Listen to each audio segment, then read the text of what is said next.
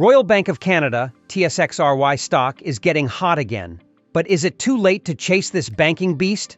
The big Canadian bank stocks have faced considerable headwinds over the past 2 years, but the headwinds haven't proven insurmountable, with various bank stocks like Royal Bank of Canada, TSX finding a way to climb higher, despite downbeat macro expectations. Undoubtedly, Canada's economy doesn't seem to be headed for a harsh recession. At the same time, it doesn't seem to be a loud, roaring economy either, as the TSX index just begins to pick up traction in what could be the first innings of the new bull market. With the TSX index just north of 22% from its lows, it does seem like the bull is back in the driver's seat. Before we begin, this video is not an investment advice and must do your own diligence.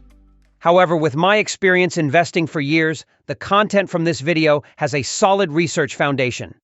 Check our Patreon on the description below for an inside members-only access on what are the best buys now. We will also update you on what to sell for gains or to avoid losses. Subscribe to our channel so you will never miss out.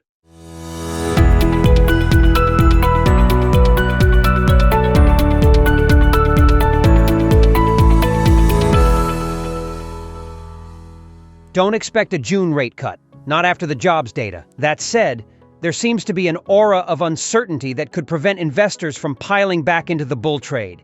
Indeed, the Bank of Canada, BOC, may cut interest rates sooner than the U.S. Federal Reserve, but that doesn't mean a June rate cut is on the table. Arguably, the recent jobs data has pushed out such a rate cut, I believe, to the late third or even fourth quarter of 2024. And if inflation proves just a bit too sticky, I would not be surprised if we escape 2024 without a single rate cut from the Bank of Canada, especially if the economy isn't yet ready to pick up some serious traction. With a bit of inflation at risk of sticking around for a while longer, pressure from past price increases. Remember, just because inflation normalizes doesn't mean the higher prices suddenly go away, and potentially flat growth for the economy, I'd argue the BOC has plenty of reasons to postpone the first round of rate cuts. Indeed, there may be less to lose if they choose to cut next year rather than running the risk of pulling back on rates too soon and giving inflation a chance to worsen. Royal Bank stock. It's been hot of late. Now, back to Royal Bank of Canada. It's proven an incredibly resilient financial over the past year, with shares now up close to 9% year to date and around 32% from its October 2023 lows. The stock trades at 13.3 times trailing price to earnings, PE. With a dividend yield that currently stands just shy of the 4% mark at 3.91%. Indeed, shares of RY remain attractively valued, but they're not the same steel that they were 2 quarters ago. In any case, as RY stock leads the Canadian banking group higher, I'd not be afraid to be a net buyer if the dividend entices you. I'm very enthused about Royal Bank's acquisition of HSBC's Canadian division, and I think it could give the $202 billion banking giant a slight edge over its rivals in the so-called Big Six. While I don't think it's too late to be a net buyer of RY stock, I think there's more value to be had in one of its more pressured rivals.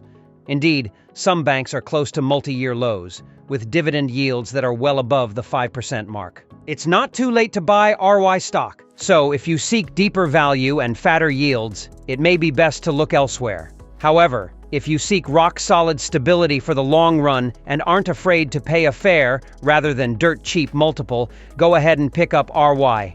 It's not too late to hop aboard the name, but I'd much rather wait for a pullback to around $130 before getting in. Give us a like if you like our video, subscribe and ring the bell to never miss out. Check our Patreon for an inside look on what are the best buy and sell stocks every week.